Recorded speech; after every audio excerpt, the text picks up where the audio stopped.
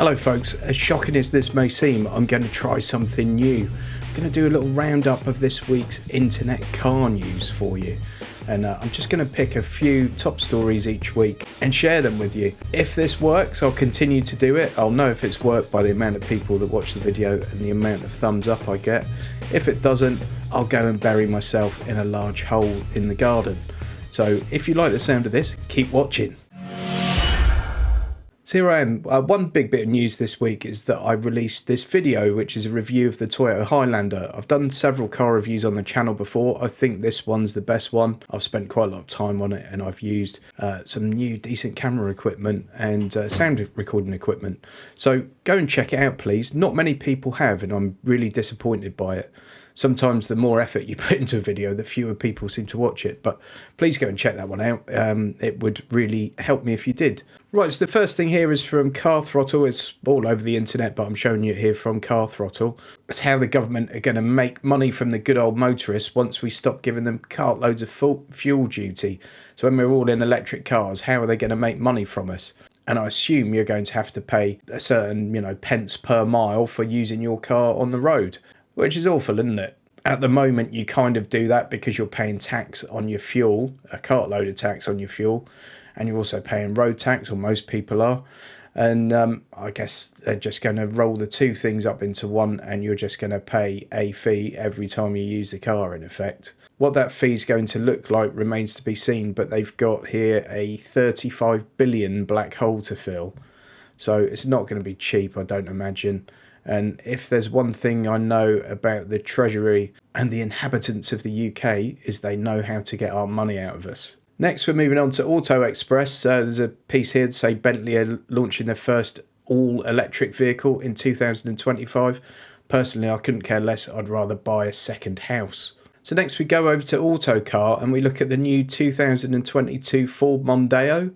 And this is just for the Chinese market, evidently, with no European sales planned for it. But it's a really nice looking car. I think in terms of design, that's come on leaps and bounds from the current Mondeo, which itself I don't think's a bad looking car, but it's really nice. I like that a lot. Unfortunately, it looks like you've got to go and live in China to get your hands on one. So for the time being, we'll park that one there. The Volvo XC40, this is really interesting. This one's from Car Scoops. The XC40s have a facelift, but Volvo haven't told anyone about it. It's just appeared in the car configurator with the facelift on it. It's very subtle. They've taken a few sort of nods from the C40, which is obviously the newer addition to the Volvo lineup. They've just slightly changed the headlights, the front grille, a few other little bits and bobs. I mean, if you're looking at that, and I mean, I owned an XC40 for a couple of years and I can't see significant differences. One brilliant bit of news, it's going to have the new Google infotainment system, which will be, I've got no doubt, much better than the original Volvo one, which was completely fine, apart from the sat-nav was just naff. I always say with these things, Apple and Google are really good at designing user-friendly operating systems and softwares, so why don't we just let them do it? And Volvo have, so well done to them. So this is quite interesting. From What Car? They've published the biggest selling cars in January, and maybe we'll do this every month, and sort of the overall new car sales stats. So January 2022, 115,000 new cars were sold in the UK. That's up 27.5% on January 21, but it's still 22.5% down from pre-pandemic levels. What it does show possibly is people have a bit more confidence that we're sort of seeing the tail end of this whole pandemic, and possibly have got a bit more confidence in splashing their money out on a new car. Now, of that 115,000 new cars sold, 14,500 were electric cars. That's 12.5% of the new car market, an increase of 130% on the same period in 2021.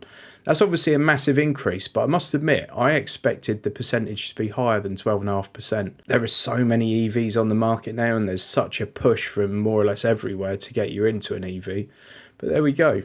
The 10th biggest selling new car was the Toyota Corolla. Number 9 was the VW T-Roc. 8 was the Ford Focus. 7 was the Vauxhall Mokka. I think that's going to be really popular this year.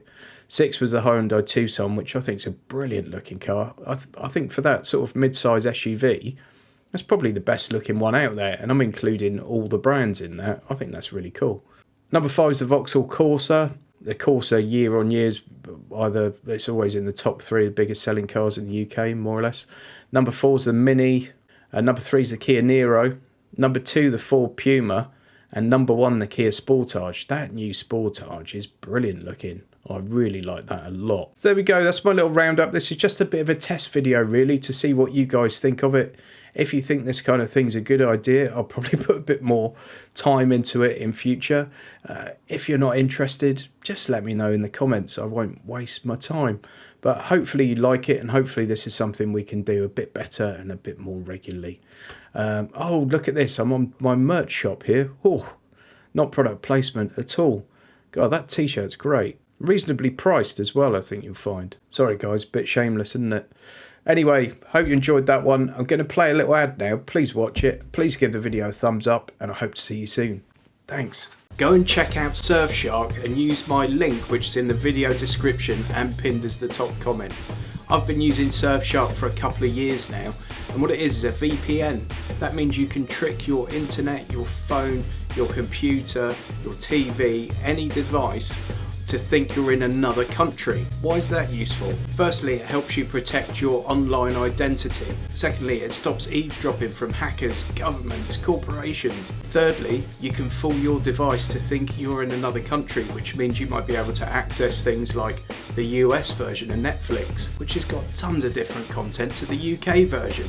Massively useful. And it also comes with ad blockers, so you don't get pesky ads popping up on your internet browsing. Now use my link and you'll get an amazing 82% discount from Surfshark. You get 2 months up front as a free trial, and you get 82% off. If you sign up for 2 years, you can get it for £1.69 a month, which is incredible. And the best thing is, using that link helps support the channel. So enjoy that US Netflix, enjoy protected browsing in future, and thanks for supporting the channel.